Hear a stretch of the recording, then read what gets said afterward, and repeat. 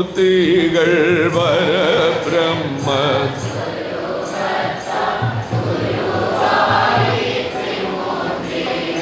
ഗുരു ബ്രഹ്മ ഗുരു വിഷ്ണു ഗുരുദേവോ മഹേശ്വര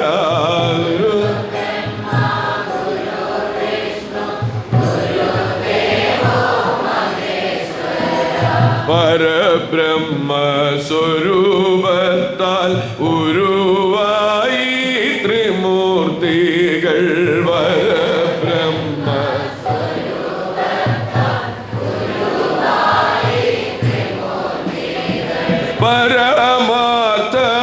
പരമാർത്ഥമറിയുന്ന പരന്മാരിലീ സത്യം പരമാർത്ഥം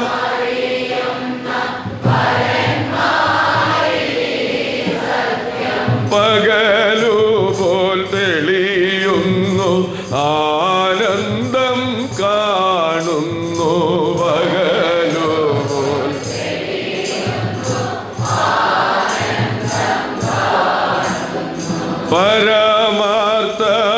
പരമാർത്ഥമറിയുമ്പോൾ ത്രിഗുണമായി വളരുന്നു പരമാർത്ഥം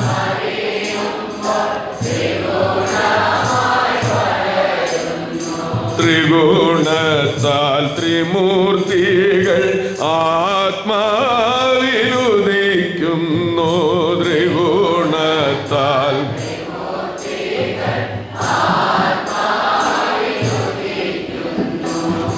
ബ്രഹ്മാവായി വിഷ്ണുവായി ശിവനായി കാണുന്നത് ബ്രഹ്മാവായി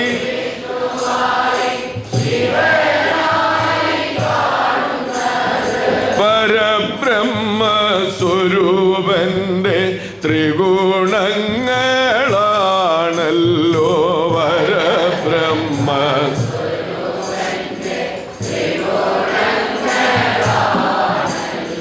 ത്രിഗുണങ്ങൾ ഏകോപിച്ചാൽ ശുഭാനന്ദ രൂപമാകും ത്രിഗുണങ്ങൾ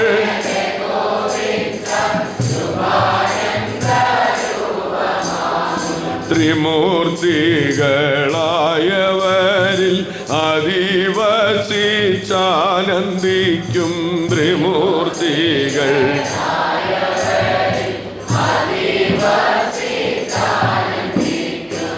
പരമാർത്ഥം ഗ്രഹിക്കുക പകലായി ജീവിക്കുക പരമാർത്ഥം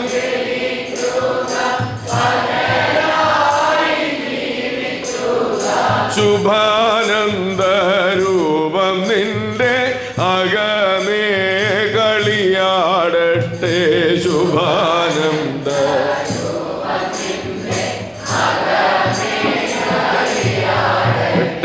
ഗുരു ബ്രഹ്മ ഗുരു വിഷ്ണു ഗുരുദേവോ മഹേശ്വര ഗുരു ബ്രഹ്മ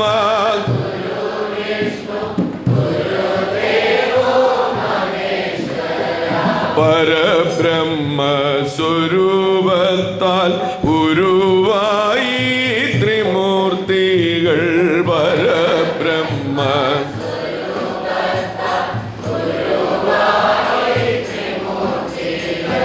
പരമകാരുണികനും ഭക്തവത്സലനും സർവലോകനാഥനും സർവാത്മസമ്പൂർണനും സർവാത്മരക്ഷകനും ആദിനാഥനും ഏകനാഥനും ആദിവേദപ്പൊരുളും ആദിയന്താനന്ദരൂപനും നിത്യാനന്ദ സമ്പൂർണനും സമ്പൂർണ്ണ ശാന്തി സ്വരൂപനും സമ്പൂർണ്ണ സദ്ഗുണരൂപനും സ്വയം പ്രകാശരൂപനും നിത്യശക്തിരൂപനും സർവജ്ഞാനരൂപനുമായ സത്യസ്വരൂപനാവുന്ന സത്യശുഭാനന്ദ സദ്ഗുരു തൃപ്പാദം സാഷ്ടാംഗം നമസ്കരിച്ചുകൊണ്ട് സർവശക്തിയുടെ അന്ത്യയുഗത്തിലെ തിരുവവതാര വാഴ്ച ആത്മലോകത്തിൽ ലോകാന്ത്യം വരെയും നിലനിർത്തുവാൻ കരുണചൊരിഞ്ഞ് ഉത്രാടമായും പൂരാടമായും മഹാമകീരമായും ഈ ലോകത്തിൽ പ്രത്യക്ഷമായി വാണിരുന്ന പുണ്യപൂരത്തെ ആ തിരുരൂപങ്ങളെ ഓരോന്നും ഹൃദയത്തിൽ ഓർത്ത് സാഷ്ടാംഗം നമസ്കരിച്ചുകൊണ്ട് ഇന്നും മാറ്റമില്ലാതെ മരണമില്ലാതെ മഹനീയ ശക്തിയുടെ മഹനീയ വാഴ്ച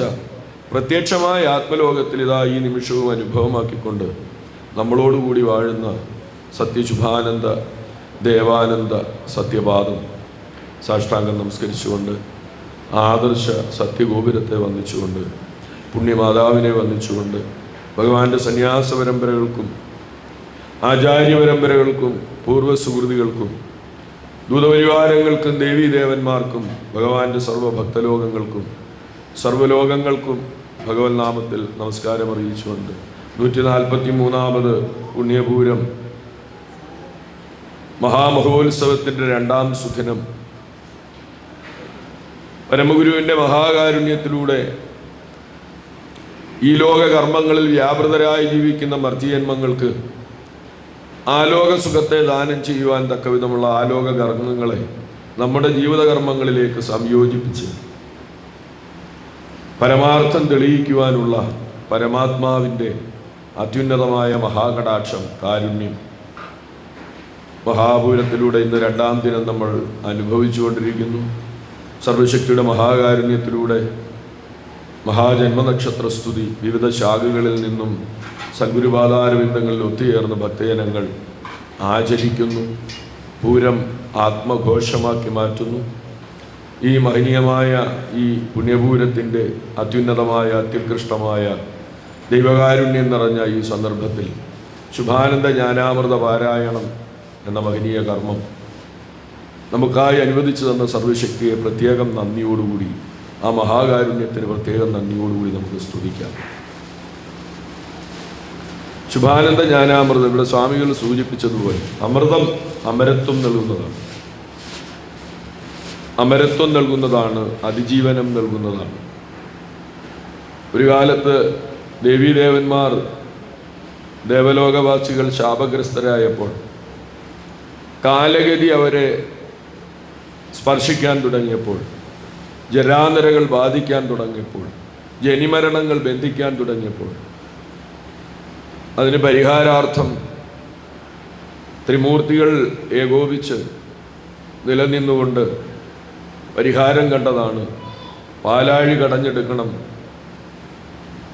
അതിൽ നിന്ന് അമൃതെടുക്കണം, അതിനെ ഭുജിക്കണം, അമരത്വം നിലനിർത്തുവാൻ, അവരിലെ ദൈവത്വം നിലനിർത്തുവാൻ, ദേവാവസ്ഥ നിലനിർത്തുവാൻ അതുമാത്രമാണ് മാർഗമെന്ന് നിർദ്ദേശിക്കുകയും അങ്ങനെ വിവിധ സന്നാഹങ്ങളോടുകൂടി മന്ദരപർവ്വതത്തെ കണയാക്കി, വാസുകിയെ കയറാക്കി, അസുരന്മാരുടെ കൂടി പിൻബലത്തെ സ്വീകരിച്ച് പാലാഴി മർദ്ദനം ചെയ്ത് അമൃതെടുത്ത് ഭുജിച്ച് ശാപഗ്രസ്തതയിൽ നിന്നും മുക്തരായി എന്നാണ് ചരിത്രം.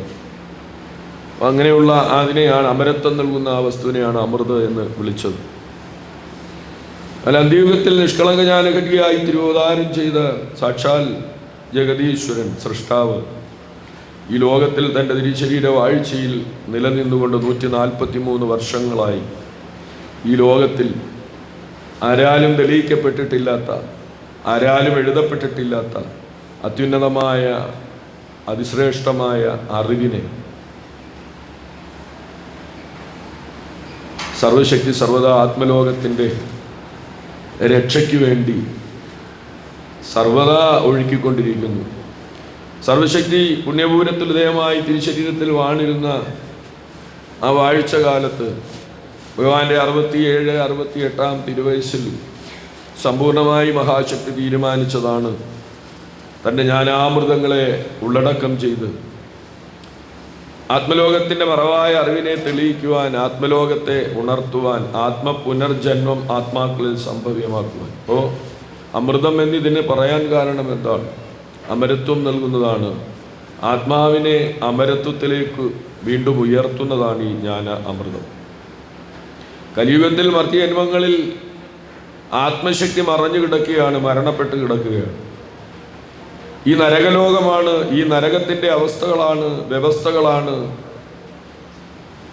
മനുഷ്യജന്മങ്ങളെ ഭരിച്ചുകൊണ്ടിരിക്കുന്നത്. തിന്മ എട്ടിരട്ടിയായതാണ് കലിയുഗം. മർത്യജന്മങ്ങളിൽ തിന്മ എട്ടിരട്ടിയായി രൂഢമൂലമായിരിക്കുന്ന യുഗമാണ് കലിയുഗം. അധർമ്മവും അതിനനുസൃതമായി വർദ്ധിക്കുന്ന യുഗമാണ് കലിയുഗം. ഈശ്വരന്റെ സ്വയം പ്രകാശമായ ആത്മാവ് മനനമില്ലാതെ മരണാവസ്ഥയെ പ്രാപിച്ച് അന്ധകാരപ്പെട്ട് കിടക്കുന്ന യുഗം കലിയുഗം. ആത്മപ്രകാശമില്ല.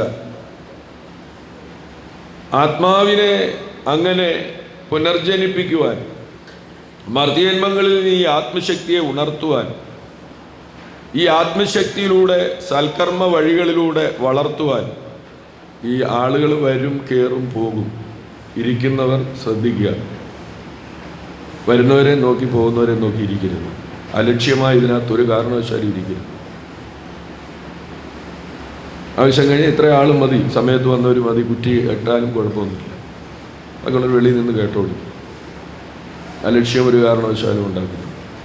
അപ്പോൾ ആത്മാവിന് പുനർജന്മം നൽകി ആത്മശക്തിയെ ഉണർത്തി സൽക്കർമ്മ മാർഗത്തിലൂടെ ആത്മാക്കളിലെ ദൈവത്വത്തിലേക്ക് ഉയർത്തുന്ന, നിത്യമോക്ഷത്തിലേക്ക് ഉയർത്തുന്ന അത്യുന്നതമായ ജ്ഞാനവഴികൾ, ജ്ഞാനതിരുവചനങ്ങൾ, അതാണ് ജ്ഞാനാമൃതം.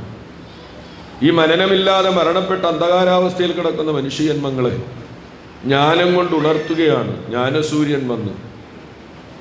മായയിൽ മറഞ്ഞിരുന്നുറങ്ങി മർത്യജന്മം ജ്ഞാനസൂര്യൻ വന്നുദിച്ച് വിളിച്ചുണർത്തിയെന്നാണ് ഭഗവാൻ കൽപ്പിച്ചത്. അപ്പോൾ അങ്ങനെ ആത്മാവിനെ ഉണർത്തുക, ആത്മാവിനെ ഉയർത്തുക. എങ്ങനെ? എല്ലാവരും ജീവിച്ചിരിക്കുന്ന മനുഷ്യജന്മങ്ങളാണ്. പിന്നെ എന്താണ് കുഴപ്പം? സത്യമില്ല, ധർമ്മമില്ല. സത്യം എന്തെന്നറിയില്ല, അതുകൊണ്ട് തന്നെ ധർമ്മം എന്തെന്നറിയില്ല. സത്യം എവിടെയാണ് ഇരിക്കുന്നത് എന്ന് അറിയുന്നില്ല. സത്യം എന്നത് എന്താണ് എന്നറിയുന്നില്ല. സത്യവും ഞാനുമായുള്ള ബന്ധമെന്തെന്നറിയുന്നില്ല. അതുകൊണ്ട് തന്നെ ഓരോരുവരിലും ധർമ്മമില്ലാത്ത അന്ധകാരാവസ്ഥയാണ്. അധർമ്മങ്ങളിലൂടെ അന്ധകാരത്തിലേക്ക് നിരന്തരം വ്യാപൃതരാകുന്നു, അല്ലെങ്കിൽ അതിലേക്ക് കൂപ്പുകുത്തിപ്പോകുന്നു. അവിടെ ആത്മപുനർജന്മം വേണം. ആത്മാവുണ്ട് എന്നറിയുന്നതുകൊണ്ട്, ആത്മാവുണ്ട് എന്നറിഞ്ഞതുകൊണ്ട് ആത്മലോക സൃഷ്ടി ഉണ്ടാകുന്നില്ല. അറിവിനനുസൃതമായ കർമ്മമനുഷ്ഠിക്കുമ്പോഴാണ് ആനന്ദപരിപൂർണമായ ആത്മലോക സൃഷ്ടി ഉണ്ടാകുന്നത്. അപ്പോഴാണ് ആത്മീയമായ അടിത്തറ നമ്മളിൽ ഉറയ്ക്കുന്നത്. ശുഭാനന്ദ ജ്ഞാനാമൃതമാണ്. ആത്മാവുണ്ട് എന്ന് അറിഞ്ഞതുകൊണ്ട് ആത്മലോക സൃഷ്ടി ഉണ്ടായില്ല. ഞാൻ ആത്മാവാണ് എന്ന് അറിഞ്ഞതുകൊണ്ട് ആത്മാവാകുന്നില്ല. അറിവ് കൊണ്ട് ആത്മാവാകണം. അങ്ങനെ ആത്മാവാക്കി തീർക്കുന്ന അറിവെന്താണ് എന്ന് ചോദിച്ചാൽ ആ അറിവിനെയാണ് ഗുരു എന്ന് പറയുന്നത്. അറിവുകൊണ്ട് ആത്മാവായി തീരണം. അല്ലാതെ ആത്മാവാണ് എന്ന് അറിഞ്ഞതുകൊണ്ട് ആത്മലോക സൃഷ്ടിയാകുന്നില്ല. ആത്മീയമായ അടിത്തറ നമ്മളിൽ ഉറയ്ക്കുന്നില്ല. പിന്നെ അറിവിനനുസൃതമായ കർമ്മമനുഷ്ഠിക്കുമ്പോൾ ആനന്ദപരിപൂർണമായ ആത്മലോക സൃഷ്ടി ഉണ്ടാകുന്നു. അവിടെ ആത്മീയമായ അടിത്തറ ഉറയ്ക്കുന്നു. ഇതായി വരണം, ആത്മാവായി വരണം. ആത്മാവായി വന്നെങ്കിലേ ആത്മീയമായ കർമ്മങ്ങൾ നടക്കുകയുള്ളൂ. ആത്മീയമായ കർമ്മങ്ങൾ നടത്തെങ്കിൽ മാത്രമേ ആത്മാവിന് വളർച്ചയും ഉയർച്ചയും ഈശ്വരനിലേക്കുള്ള സായുജ്യവും ഉണ്ടാവുകയുള്ളൂ. ആത്മാവിനെ കൊണ്ട് കർമ്മം ചെയ്യണം. ആത്മാവ് എന്താണ്? അറിവാണ്. അതാണ് നമ്മളിലിരിക്കുന്ന സത്യം. ഉള്ളിലുള്ള ഉള്ളറക്കെട്ടിനുള്ളിലിരിക്കുന്ന സത്യം, സത്തായ വസ്തു, സത്യമായ വസ്തു. അതിനെ ആണ് അതിൻ്റെ ഉൽപ്പത്തി പുരുഷനാകുന്ന സൃഷ്ടാവാകുന്ന ജഗതീശ്വരൻ വന്ന് ജന്മാന്തര ജ്ഞാനങ്ങളിലൂടെ ഉണർത്തിയെടുക്കുന്നത്, പുനർജനിപ്പിക്കുന്നത്, സൽക്കർമ്മ വഴികളിലൂടെ വളർത്തിയെടുക്കുന്നു. ആത്മപുനർജന്മം ജീവിച്ചിരിക്കുമ്പോൾ തന്നെ ഒരു പുനർജന്മമുണ്ടെന്നറിയുക. ജീവിച്ചിരിക്കുമ്പോൾ തന്നെ അപ്പൊ എങ്ങനെയാ? മരിക്കാതെ എങ്ങനെയാ പുനർജന്മം ഉണ്ടാകുന്നത്? ജനിച്ചു, കർമ്മിച്ചു, മരിച്ചു, അത് കഴിഞ്ഞല്ലേ പുനർജന്മമുള്ളൂ. എന്നാൽ ജീവിച്ചിരിക്കുമ്പോൾ തന്നെ ഒരു പുനർജന്മമുണ്ട് എന്ന് തെളിയിച്ചു ശുഭാനന്ദ ഗുരുദേവൻ. എന്താണത്? ജന്മമാഹാത്മ്യമറിഞ്ഞാൽ അത് പുനർജന്മമായി കരുതാം. ജന്മമാഹാത്മ്യമറിഞ്ഞാൽ അത് പുനർജന്മമായി കരുതാം. അത് പുനർജന്മമാണ്, ആത്മപുനർജന്മമാണ്. ബോധം എന്താണ് എന്ന ഭാഗത്ത് ഭഗവാൻ കൽപ്പിക്കുന്നുണ്ട് ജ്ഞാനാമൃതത്തിൽ. ആത്മാവിൻ്റെ പരിശുദ്ധിക്കും പുനർജന്മത്തിനും വേണ്ടിയുള്ളതും. ഇത് കേട്ട് കളയാനുള്ളതല്ല. ഹൃദയത്തിലേക്ക് നമ്മൾ സംഭരിക്കേണ്ടവയാണ്. ആത്മാവിന്റെ പരിശുദ്ധിക്കും പുനർജന്മത്തിനും വേണ്ടിയുള്ളതും ആത്മാവിൽ തന്നെ സർവദാ നിലനിൽക്കേണ്ടതുമായ അറിവാണ് ബോധം. ബോധം ബോധം എന്ന് നമ്മൾ പറയുമ്പോൾ എന്താണ്? നമ്മളിൽ ഈ നരക ലോക ജീവിതം കൊണ്ട് മറവായിപ്പോയ ഒരു വസ്തുവാണ്. അവിടെയാണ് ആത്മാവ് മരണപ്പെട്ടിരിക്കുന്നവരായി നമ്മൾ പരിണമിച്ചത്. ആത്മബോധമില്ല, ബോധം മറവായിപ്പോയി. എന്താണ് കാരണം? മായാലോകത്തിൽ വന്ന് മായാ ശരീരത്തിൽ ജന്മമെടുത്ത് ഈ അന്ധകാര ലോകത്തിൽ ജീവിച്ച് അന്ധകാര കർമ്മങ്ങളെ കൊണ്ട് മറ സംഭവിച്ചു. ജ്ഞാനം മറഞ്ഞു, ആത്മാവ് മറഞ്ഞു, ബോധം മറഞ്ഞു. അവിടെയാണ് അന്ധകാരം നിൽക്കുന്നത്. അത് അന്ധകാരത്തിൻ്റെ മൂർധന്യാവസ്ഥയാണ് കലി. ഇപ്പോൾ കലിയെ വധിക്കുക എന്ന് പറഞ്ഞാൽ ഈ അന്ധകാരത്തെ നിഗ്രഹിക്കുക എന്നാണ് അതിൻ്റെ അർത്ഥം. അപ്പോൾ ആത്മാവിൻ്റെ പരിശുദ്ധിക്കും പുനർജന്മത്തിനും വേണ്ടിയുള്ളതും ആത്മാവോടുകൂടി തന്നെ എപ്പോഴും നിലനിൽക്കേണ്ടതുമായ അറിവാണ് ബോധം. അപ്പോൾ ആത്മാവിന് പുനർജന്മം വേണം അല്ലേ? അത് ബോധത്തിലൂടെയാണ് വരുന്നത്. നമ്മളിൽ ബോധം ഉദിപ്പിച്ചത് എങ്ങനെയാണ്? ജന്മാന്തരജ്ഞാനത്തിലൂടെയാണ്.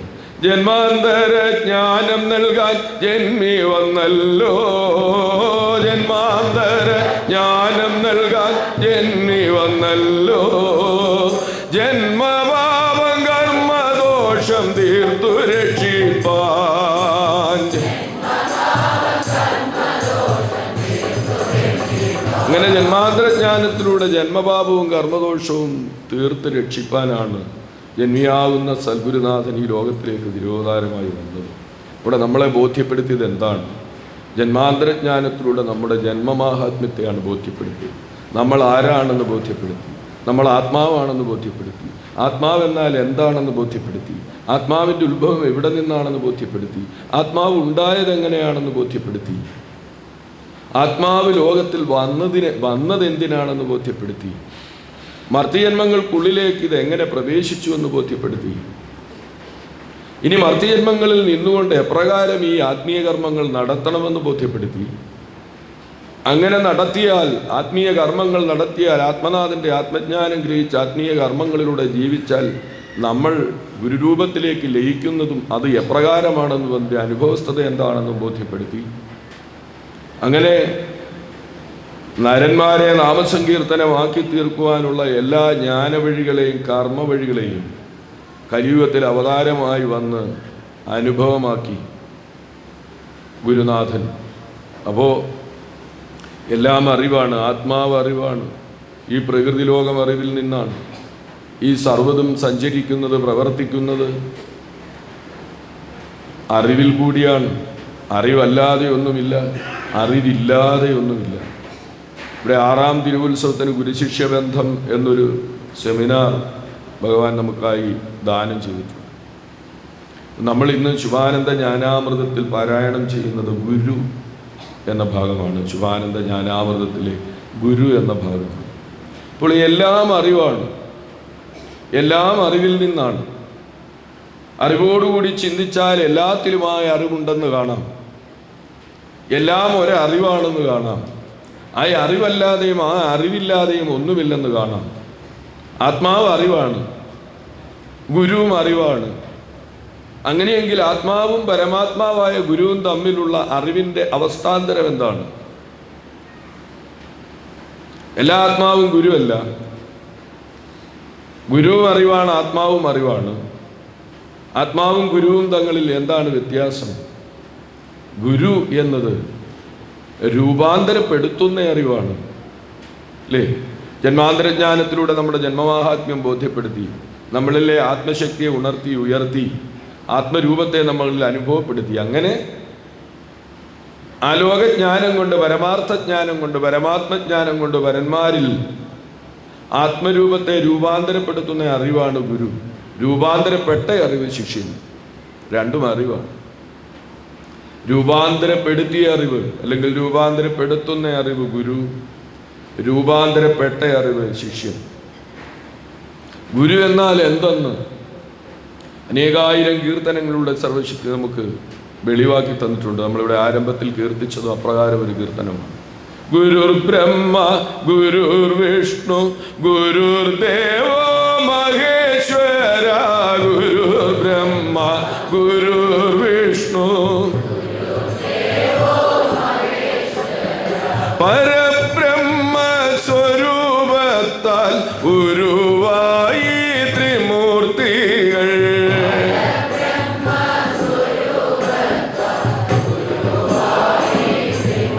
ചരിത്രവും പറയുന്നുണ്ട്, ഗുരുവിനെ കൂടാതെ ബ്രഹ്മാവില്ല, ഗുരുവിനെ കൂടാതെ വിഷ്ണുവില്ല, ഗുരുവിനെ കൂടാതെ ശിവനുമില്ല. അങ്ങനെ ത്രിമൂർത്തികൾക്കും ഉത്ഭവരൂപമായിരിക്കുന്ന ഗുരുരൂപം, അതിൽ നിലനിന്നിരുന്ന ത്രിഗുണമാണ് ത്രിമൂർത്തികളായി രൂപപ്പെട്ടതെന്ന്. അതുകൊണ്ട് തന്നെ ആ ബ്രഹ്മരൂപം, സാക്ഷാൽ ബ്രഹ്മരൂപം, ഗുരു സാക്ഷാത് പരബ്രഹ്മം, ആ ബ്രഹ്മരൂപം അവതാരമായി വന്ന് അറിയിക്കുന്ന അറിവിലേക്ക് ത്രിഗുണങ്ങൾ ഏകോപിച്ചാൽ, ചിന്തയും വാക്കും കർമ്മവും ഏകോപിച്ചാൽ, ചിന്തിക്കുന്നത് ആ അറിവായി തീർന്നാൽ, പറയുന്നത് ആ അറിവിനെ ആയി തീർന്നാൽ, കർമ്മിക്കുന്നത് ആ അറിവിനെ ആയി തീർന്നാൽ എന്താണ്? ത്രിഗുണങ്ങൾ ഏകോപിക്കും. ചിന്തിക്കുന്നത് അറിവ്, ഗുരു അറിയിച്ച അറിവ്, പറയുന്നതും ഗുരു അറിയിച്ച അറിവിനെ, കർമ്മിക്കുന്നതും ഗുരു അറിയിച്ച അറിവിൽ നിന്നുകൊണ്ട്. അപ്പോഴാണ് ത്രിഗുണം ഏകോപിക്കുന്നത്. എന്തിലേകോപിക്കും? ആരാധിപ്പവർ ഇവിടെ വരേണം, ആരാധിപ്പവർ ഇവിടെ വരേണം, ഏകോപിക്കണം ഇവനുടെ അറിവിൽ,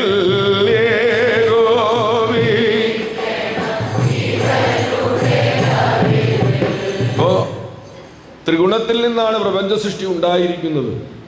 ത്രിഗുണത്തെ കൊണ്ടാണ് ഈ പ്രപഞ്ചസിദ്ധിയെ വൈവിധ്യവും വൈരുദ്ധ്യവുമായി നിലനിർത്തിയിരിക്കുന്നത്, സൃഷ്ടിച്ചൊരുക്കിയിരിക്കുന്നത്.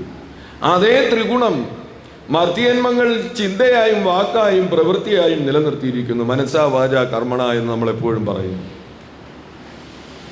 ചിന്തയിലേക്കും വാക്കിലേക്കും പ്രവൃത്തിയിലേക്കും ഈ ത്രിഗുണം നിലനിൽക്കുന്നു. ചിന്തയും വാക്കും കർമ്മവും ഗുരുജ്ഞാനത്തിൽ ഏകോപിച്ചാൽ ത്രിഗുണങ്ങൾ അവിടെ ഏകോപിക്കും. അവിടെ എന്ത് സംഭവിക്കും? ത്രിഗുണങ്ങൾ ഏകോപിച്ചാൽ ശുഭാനന്ദ രൂപമാകും. ത്രിഗുണങ്ങൾ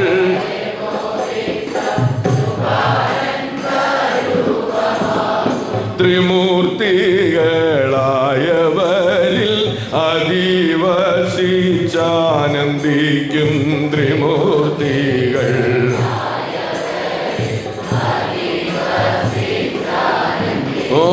ത്രിമൂർത്തികൾക്കും ഉത്ഭവരൂപനാകുന്ന ഉൽപ്പത്തിരൂപനാകുന്ന ഗുരു, ഗുരുവെന്ന പദം തന്നെ അറിവാണെന്നറിയണം. ഗുരുവെന്ന പദം തന്നെ അറിയിക്കുന്ന അറിവുകൾ അറിവോരിൽ ഗുരുവുണ്ട്. അറിയിക്കും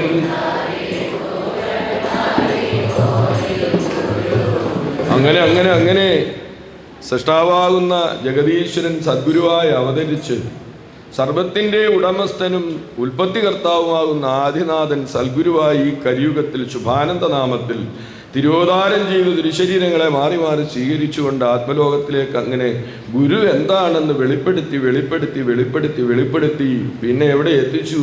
ഗുരു തന്നെ സൃഷ്ടിക്കാദിയും സർവ സൃഷ്ടികൾക്കുള്ളിൽ ഉള്ളതും, ഗുരു തന്നെ സൃഷ്ടിക്കാദിയും സർവ സൃഷ്ടികൾക്കുള്ളിൽ ഉള്ളതും, സൃഷ്ടിജാലങ്ങളായതും ബഹുമർത്യവേഷം എടുത്തതും,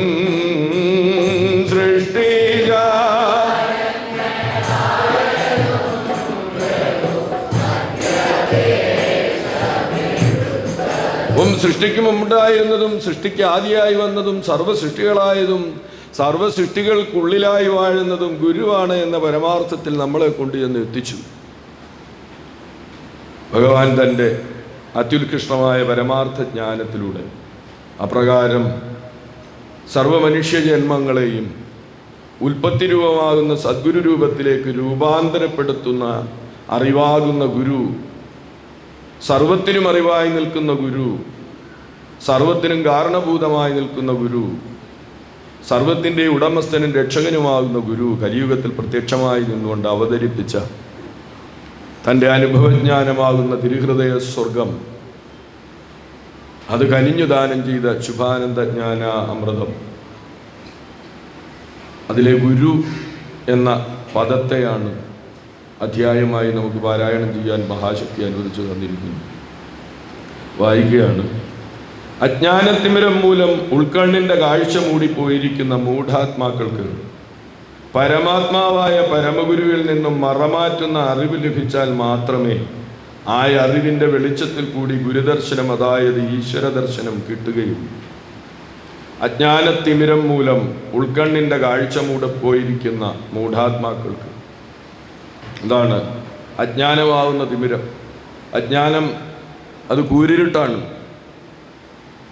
കൂരിരുട്ട് അതിന് അന്ധകാരമെന്നും പറയും. അവിടെ ഒന്നിനെയും കാണാൻ കാഴ്ചയില്ലാതെ വരും. കൂരിരുട്ടിൽ യാതൊന്നിനെയും കാണാൻ കഴിയില്ല, പരസ്പരം കാണാൻ കഴിയില്ല, തന്നെ തന്നെ പോലും കാണാൻ കഴിയില്ല. തന്നെ കാണാൻ വെളിച്ചമുണ്ടെങ്കിൽ മറ്റുള്ളതിനെയും കാണാൻ കഴിയും. കൂരിരുട്ടിൻ്റെ അവസ്ഥ എന്താണ്? അവനവനെ പോലും കാണാനുള്ള കാഴ്ച കണ്ണിൽ നിന്നും മറയ്ക്കും. അതെങ്ങനെയാണ് ഉണ്ടായത്? ഈശ്വരൻ്റെ സ്വയം പ്രകാശമായ ആത്മാവ് ഈ ലോകത്തിൽ, ഈ നരകലോകത്തിൽ ബന്ധിച്ച് ജന്മമെടുത്ത് ദൈവത്വം മറഞ്ഞുപോയപ്പോൾ, സത്യം മറഞ്ഞുപോയപ്പോൾ, ധർമ്മം അകന്നുപോയപ്പോൾ വന്നുപോയതാണ് കൂരിരുട്ട്. കർമ്മദോഷങ്ങൾ കൊണ്ട്, പാപകർമ്മങ്ങൾ കൊണ്ട് അന്ധകാരമായി പോയി. എങ്ങനെയാണ് കൂരിരുട്ടായി ഭവിച്ചതെന്ന് ജന്മാന്തരജ്ഞാനോപദേശത്തിൽ ഭഗവാൻ വെളിപ്പെടുത്തുന്നുണ്ട്. എപ്രകാരമാണ് മനുഷ്യജന്മങ്ങൾ, ഈശ്വരൻ്റെ സ്വയം പ്രകാശമായ മനുഷ്യജന്മങ്ങൾ എപ്രകാരമാണ് കൂരിരുട്ടായി പോയത്? അങ്ങനെ കൂരിരുട്ടായത് പോയത് മൂലം, അജ്ഞാനത്തിമിരം മൂലം, ജ്ഞാനം പ്രകാശമാണ്, ജ്ഞാനം വെളിച്ചമാണ്. ജ്ഞാനം ഓരോ ആത്മാക്കളെയും ഓരോ ജന്മങ്ങളെയും ഗുരുവിലേക്ക് വഴി നടത്തുന്ന പ്രകാശമാണ്, വെളിച്ചമാണ്. കാര്യം അറിവിൻ്റെ പൂർണ്ണരൂപനാകുന്ന ഗുരുവിലേക്ക് എത്തുവാനുള്ള ഏക വഴി ഗുരു അറിയിക്കുന്ന അറിവ് മാത്രമാണ്. അതുകൊണ്ടാണ് ഭഗവാൻ പാടിയത് എന്ത്? ഗുരുവെന്ന പദം തന്നെ അറിവാണെന്നറിയണം, ഗുരുവെന്ന പദം തന്നെ അറിവാണെന്നറിയണം,